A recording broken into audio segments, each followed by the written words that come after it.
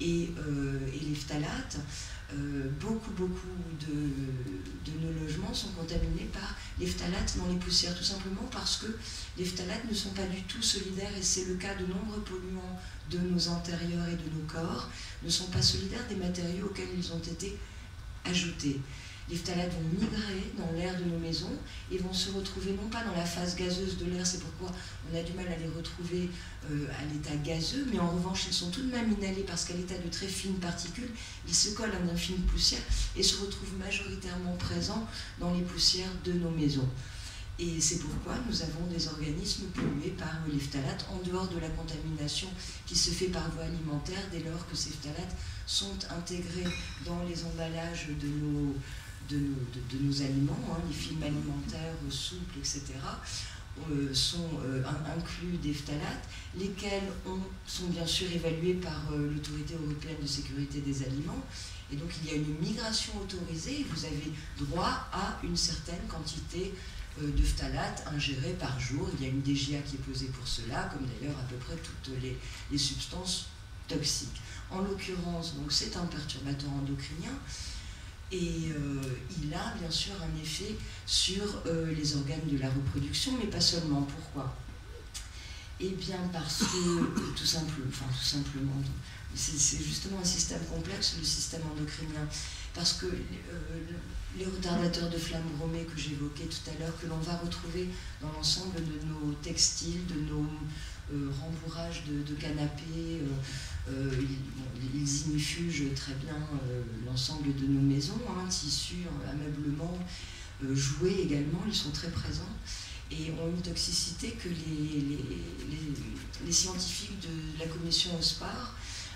qui est une commission qui est chargée d'évaluer certaines substances très toxiques qui doivent intégrer une liste qui ensuite est destinée à être interdite. Eh bien, ces retardateurs de flamme brûlée ont pour cible notamment la thyroïde, le système nerveux central,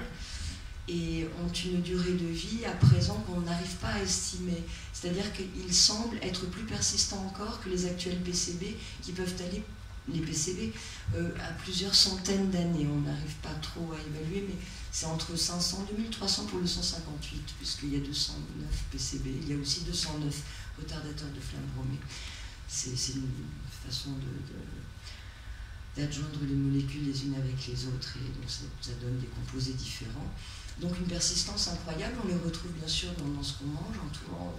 les poissons essentiellement, hélas, encore. Dans les grands mammifères marins, ils sont retrouvés dans nos organismes aussi, cela va sans dire. Et dans les poussières des maisons que le petit enfant, voilà, pour fermer cette petite boucle, va mettre à sa bouche et ingérer. Donc le jeune enfant est aussi plus fragile parce que il a un métabolisme qui n'est pas totalement mature, et donc une capacité d'éliminer les exogènes, les xénobiotiques, c'est-à-dire les substances extérieures à son organisme, qui est plus difficile, parfois même impossible pour certains des composants qui vont s'accumuler dans son organisme. Comme d'ailleurs dans le nôtre. Nous ne métabolisons pas certains polluants organiques persistants, par exemple.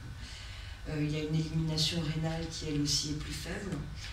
Et enfin, il y a, en tous les cas, jusqu'à un certain âge, et surtout dans les premiers mois de sa vie, une barrière cutanée qui est très fragile, et donc une peau qui est beaucoup plus perméable, bien sûr, que la peau d'un adulte avec sa couche cornée qui est arrivée à maturation. Donc autant de sources, en tous les cas de surface d'exposition, qu'elle soit pulmonaire, qu'elle soit par ingestion, qu'elle soit également donc, via la peau, hein, cette grande surface perméable, sont autant de voies de pénétration de ces multiples polluants qui gagnent ainsi cet organisme en développement. Alors pour revenir sur, lorsque je parlais des perturbateurs endocriniens, dont j'en ai évoqué quelques-uns, je vais faire un petit rappel sur ce qu'est ce système endocrinien. Il comporte donc l'hypophyse, hein, cette espèce de chef d'orchestre qui va régir un peu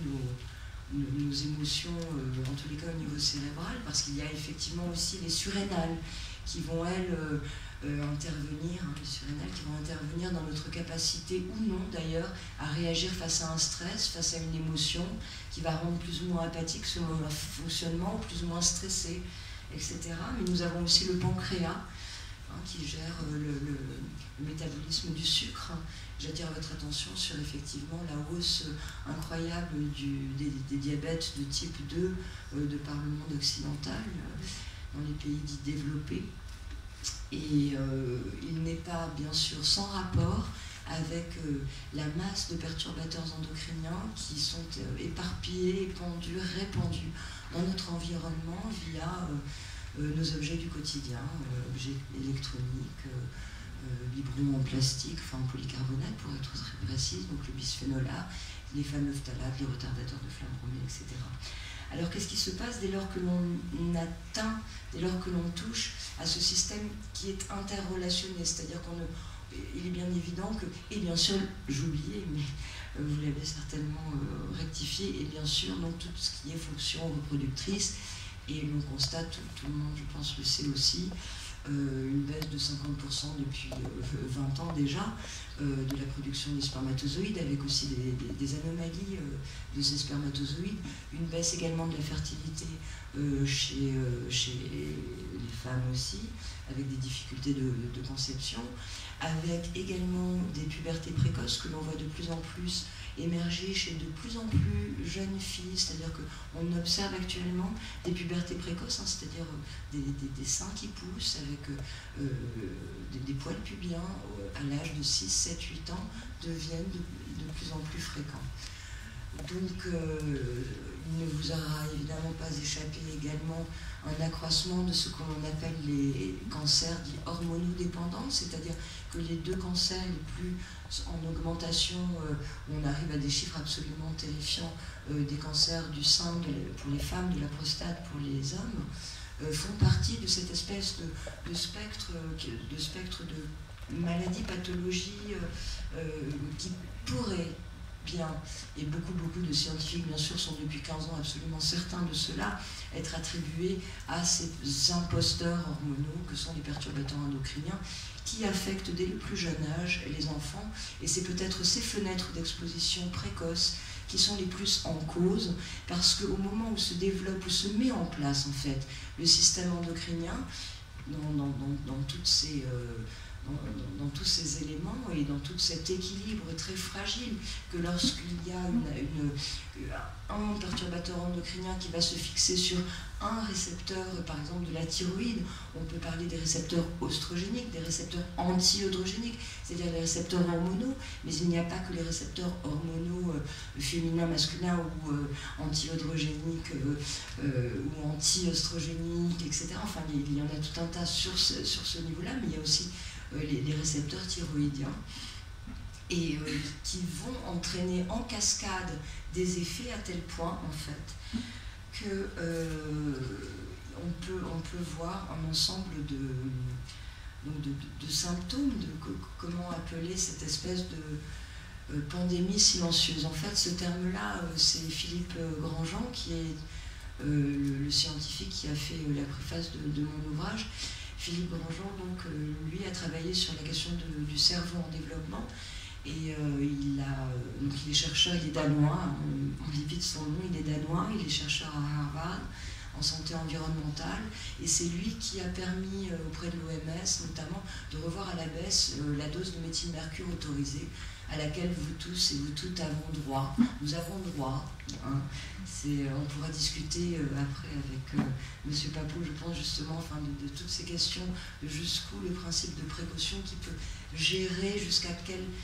moment nous avons droit à nous polluer, ou jusqu'à quel moment, à un moment donné, on dit stop. Est-ce que l'on négocie ou pas avec le taux de contamination de nos enfants? Ça, c'est peut-être aussi une question à poser. En tous les cas, nous avons droit à 1,4 microgrammes, mais je vais passer